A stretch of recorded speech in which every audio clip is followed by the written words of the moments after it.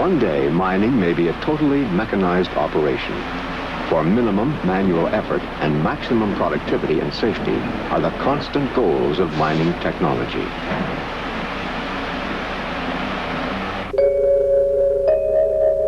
Or it may be that bacteria pumped into fractured rock will retrieve the valuable minerals by digesting them.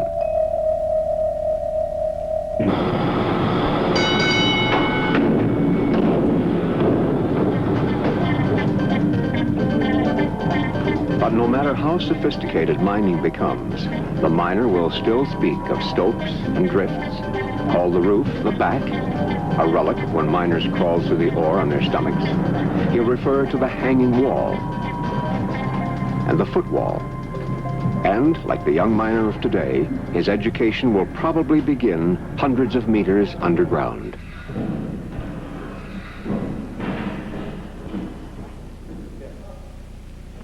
Cross-section view of a mine in view of the ore body shows you we've already mined out this portion under open pit methods. We've gotten to a depth where we found it uneconomical to mine any further. It cost too much. We come to our alternative method, which is sinking of a shaft. We look at things as the hanging wall and footwall of the ore body. It's not just mining that's changing. As man uses up the ore lying close to the surface and in the accessible regions, he must seek it in more remote locations and deeper below the surface. On the floor of the Pacific Ocean, 5 kilometers down, nickel has accumulated with other metals in potato-sized nodules. These nodules are expected to add to the world's nickel supply in the next century. Most of the known land-based reserves of nickel occur as the oxide or lateritic ores found in the tropical regions. But it is only in recent years that many of these remote deposits have been developed. Laterites are formed by the weathering of rocks bearing iron, nickel, and other metals. The nickel concentrates in the soil near the bedrock below an iron-rich cap. This makes the mining a relatively simple process of excavation. Nevertheless, lateritic deposits are characterized by large local variations in grade. So mining must be carefully planned to ensure that a reasonably consistent grade of ore is delivered to the plant. But still, the major source of our nickel is the sulfide ores of the Precambrian Shield. Most of those near the surface have been discovered, so geologists have to develop ways of locating those buried deep in the ground. By air is the only way to narrow the search. Nickel sulfides are usually found in combination with pyrrhotite, a magnetic and conductive iron sulfide mineral. By discovering deposits that are both magnetic and conductive, geologists are one step closer to finding nickel.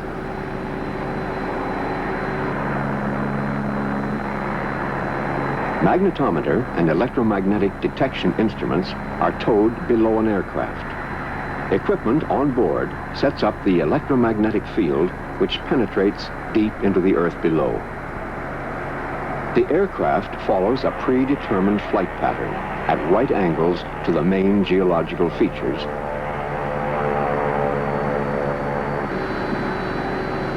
Instruments plot the magnetic and electromagnetic fields, and these readings are later transferred to maps. Where distortions in the two fields coincide, pyrrhotite and perhaps nickel may be present.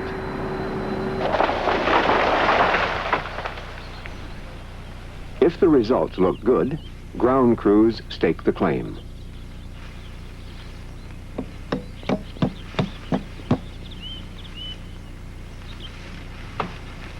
Lines are cut and the claim is accurately surveyed so that more precise magnetometer and electromagnetic readings can be taken.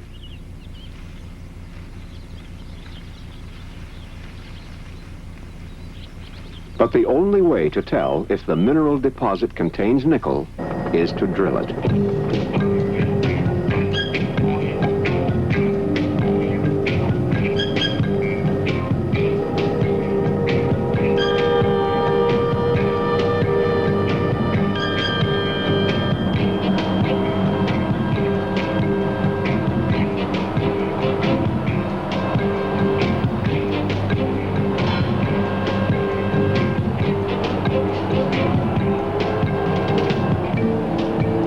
test holes are drilled. If any show significant mineralization, the drilling program is expanded.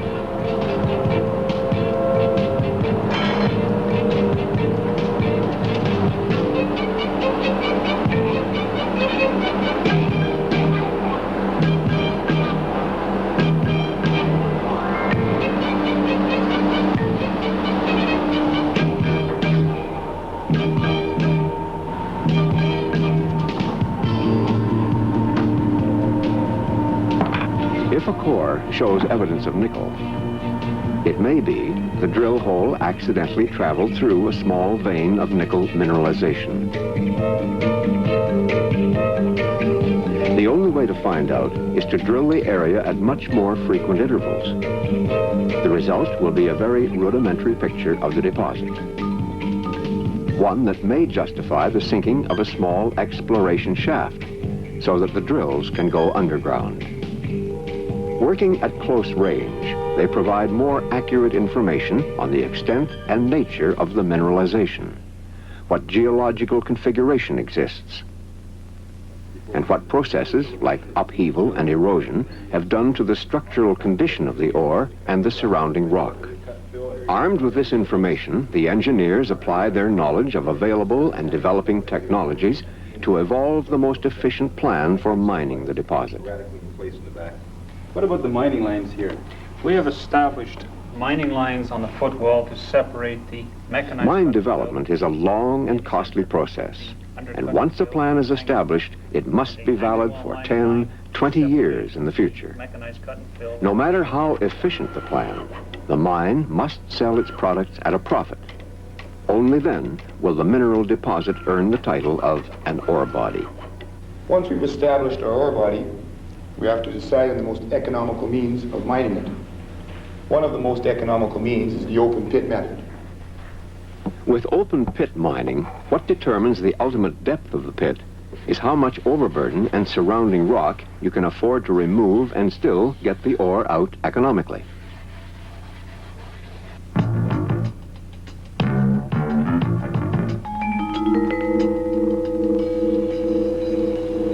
The walls of the pit descend in benches cut by blasting.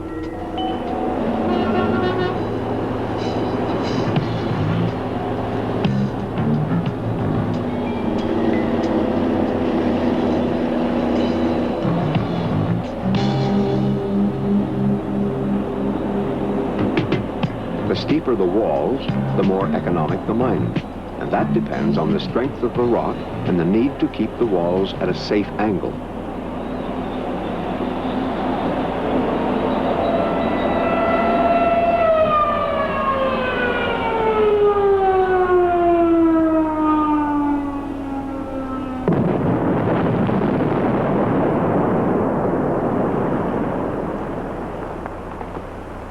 Once we've mined out our open pit area to a depth that is now uneconomical, we then must go to the next method, which is the sinking of a shaft for underground mining.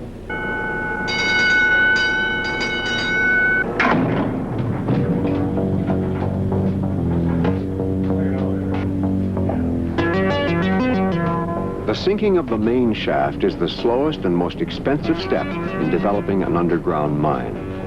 It's the main access for men and supplies, and the route by which ore reaches the surface.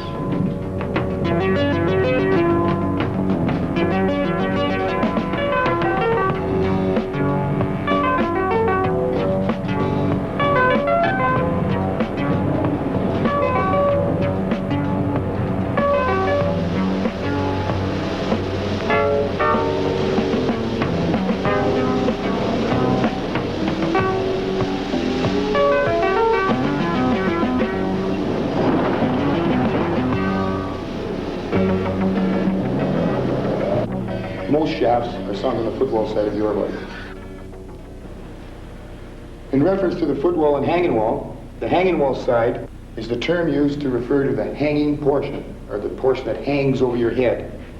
And of course, the footwall side is the side that is at your feet, going up and away from you. The shaft is the spinal column of the mine. From the stations developed at regular intervals, tunnels or crosscuts, because they cut across the geological structure, are driven to intersect the ore body. Then another tunnel, or drift as miners call them, is driven running parallel with the ore. Small shafts called raises provide access for men and materials to the work areas, called stopes.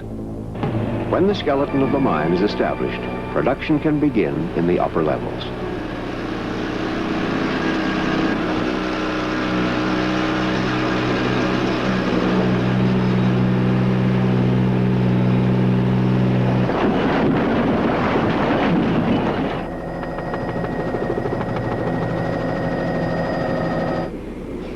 From their days in the classroom and training stopes, these two young miners have learned a lot of what mining is about.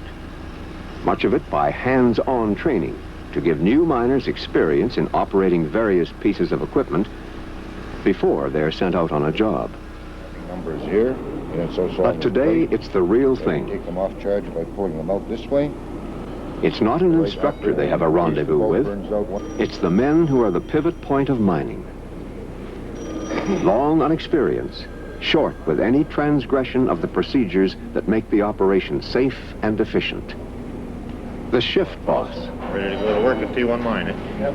You got your slips? Glenn Payne. You're on standing. Glenn, gonna be your shift boss for a while?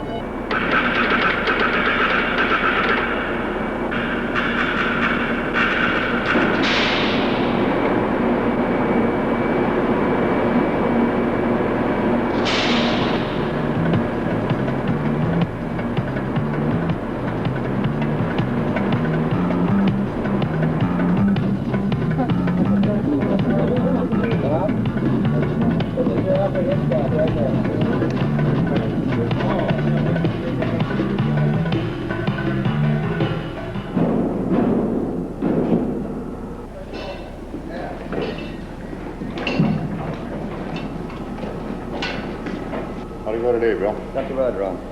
As the shifts change, the shift bosses exchange information. And as they head out through the drifts, Stadnik will reinforce some of the points the new miners learned during training. See those pipes? They're the compressed air and water lines. The compressed air in the mine feeds our drill equipment, air-operated mucking machines, a lot of the fans. The water handles the needs in the lunchroom and for the drills. When they reach the underground lunchroom, Stadnik will brief his crews. Morning, Willie. Ready to go at her, eh? Like every day, yeah. Like every day. New guys won't be with you today. I'll take them into 238, do a good initial check up on the muck pile, and have a good look at that machine. Okay. See if she's running A-okay. Okay.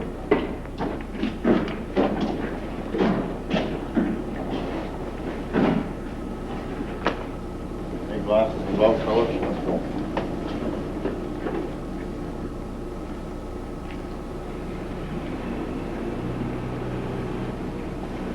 There's several different mining methods used in this mine, and the one you'll encounter on this level is cut and fill.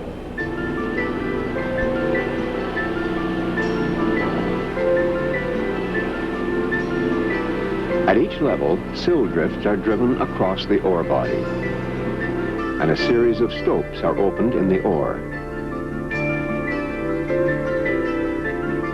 These will progress upward to the next level as slices of ore are removed from the roof, or back, as miners call it, and the floor is raised by pouring sand fill. This does more than raise the floor to within working distance of the roof. It prevents the rock on the sides of the stope from caving in and preserve the structural stability of the mine so that other areas may be mined. In order to break the ore away from the host rock, we have to use a specified drilling pattern. It's in these stopes that the students see many of the skills they learned in the school put to practical use. All the back holes drilled at 4-foot intervals. Our second row of holes, or helpers, down 18 inches from the back holes, drilled 4 feet apart, but in a staggered formation.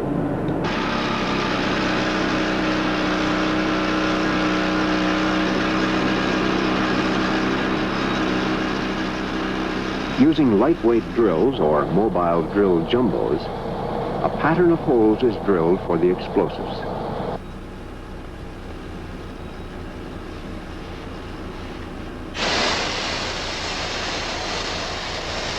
When the area has been cleared of men, a 2 or 3 meter slice of the back will be blasted down from above.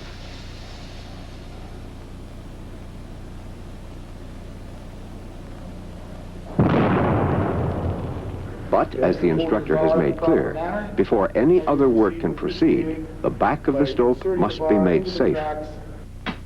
The first step after blasting is to scale loose material from the back so that men can work below. Rock bolts and wire screen are installed. The screen provides protection from smaller pieces.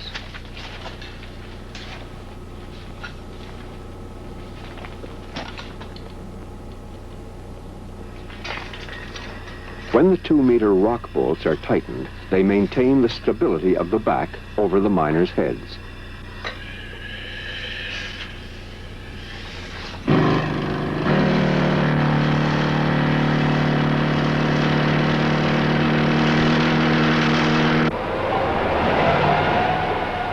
The broken ore is collected and sent down the ore chute, mucking as the miners call it.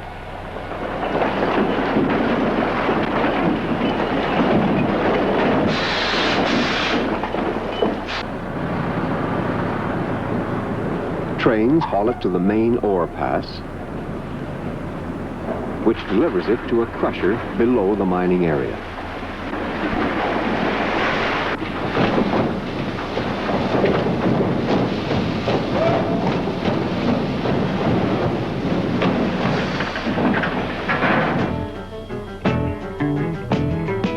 Once it's been crushed to a manageable size, it is hoisted to the surface in an ore skip.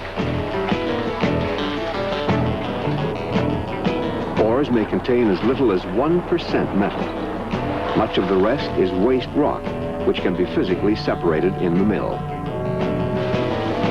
Here, more crushers begin the process of breaking down the ore to liberate the valuable minerals from the waste rock.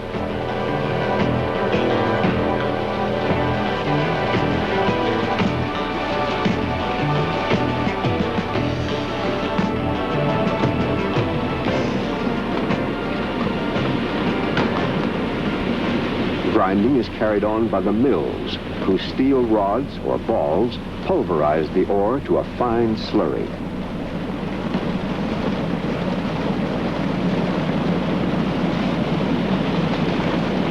By adding suitable reagents, tiny air bubbles are able to lift the particles containing the valuable minerals to the surface, while the waste rock remains below. Much of this will return underground to become part of the sand fill. The result is an enormous tonnage of material, just some of the thousands of tons of material and supplies that are constantly being transported through the mine. All of it geared to the crews working in the stopes.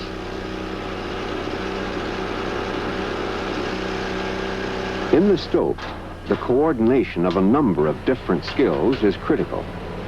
Apart from the basic operations involved in getting out the ore, there are other activities like preparing for sand fill.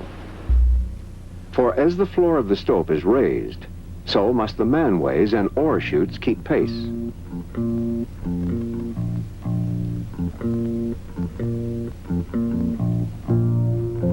For the new miner standing in the apparent isolation of a dark stope, it's difficult to realize that this same round of operations is taking place in stope after stope, on level after level, and other areas of the ore body are being developed for future production. When the stopes have reached the level above, the valuable ore in the pillars will be retrieved.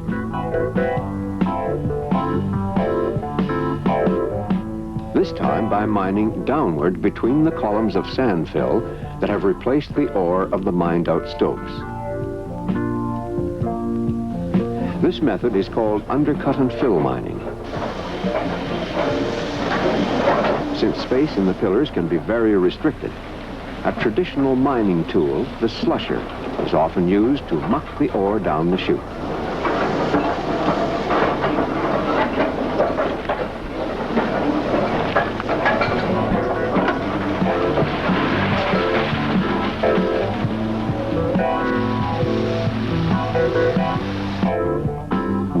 thing brings the activity in the stope to a halt: blasting.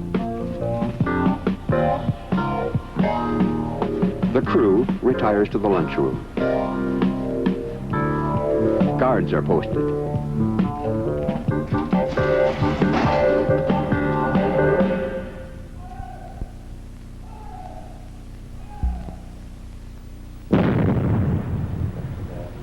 I think if you ask Jim... It's a time when past experience and future possibility flow freely. Well, as you look at some of the developments in just driving drifts, we've come a far cry from when men were using cranks to turn drills.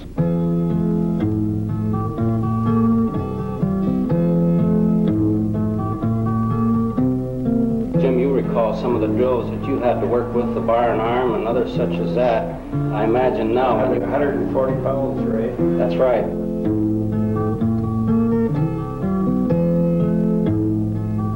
But the miner now is becoming a far more skilled individual, and he's got to have a broader education and background and training. The cutting of the vertical raises was once the most hazardous operation for a driller. Now, with a raise boring machine, he drills a 30-centimeter pilot hole from one level to another.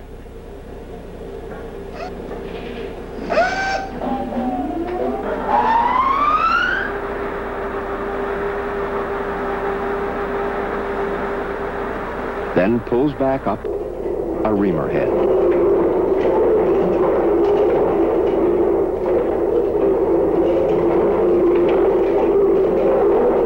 The result is a 1.5 to 2.5 meter raise.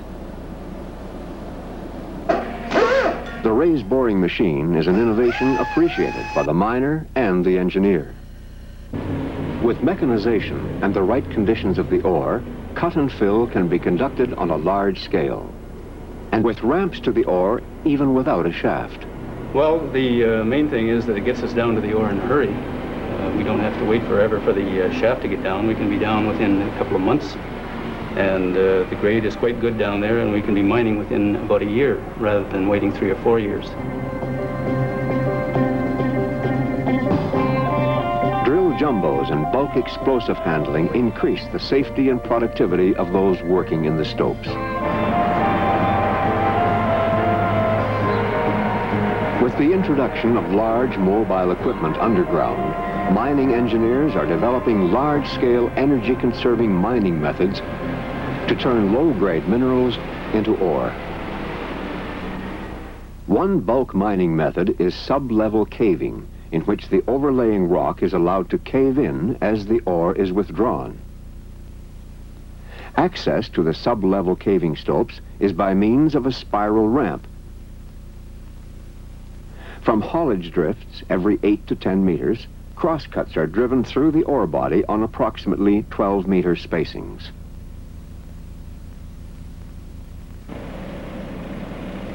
The crosscuts are located midway between those on the level immediately above.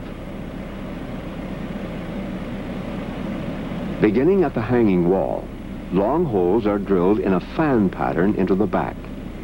Similar patterns are drilled at 2-meter intervals as the drill backs away from the hanging wall. Charges are set in the first ring of holes in the stopes on the top level and the ring blasted. The broken ore falls into the crosscut, where it is picked up and dumped into the ore pass. As mining retreats from the hanging wall on the top levels with no ore to support it, the hanging wall collapses, forcing the broken ore into the crosscuts. In sub-level caving, there are no pillars left to be recovered, and no fill is required as the ground slowly settles. But sub-level caving can only be used where any settling of the surface causes no problems. Another bulk mining method, one that has been used for many years, is blast hole mining.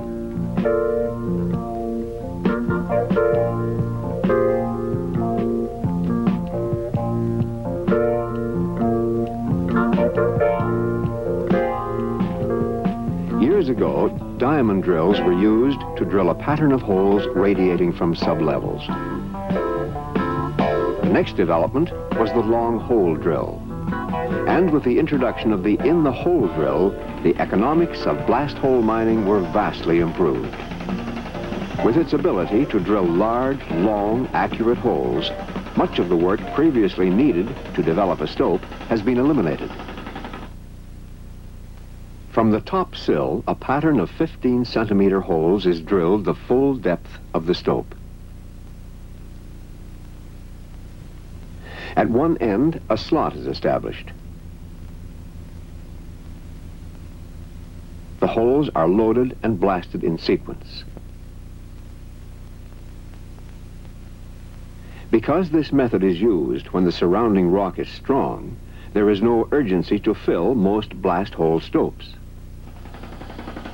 Today, many of the economic advantages of the blast hole method can be applied to large but weaker mineral deposits. The technique is called vertical retreat mining. Horizontal slices of ore are broken by suspending charges in the drill holes. When the whole vertical column has been removed, it is filled and the next column of ore is mined.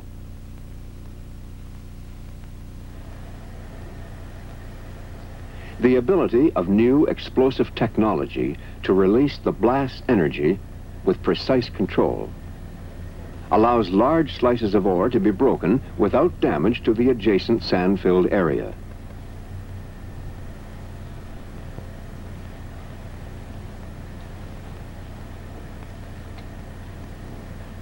With these bulk methods, gone is the need for a complicated stope development.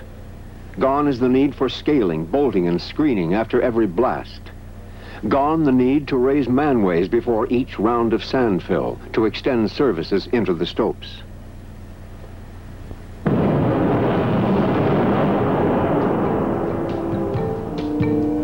As the miners of the future have to turn lower and lower grades of mineral deposits into valuable ore, even more innovative approaches will be needed. And somewhere between the hanging wall and the footwall, the miners of today are at work on them. It's quite conceivable that we're going to replace these explosives with ultrasonics, for example, to give us better control. Looking into the areas on this level here. Call this meeting to review our mining procedure on 6800 level. We can look forward to much more remote control. Because you're now part of this mining team and your ideas are valuable to us.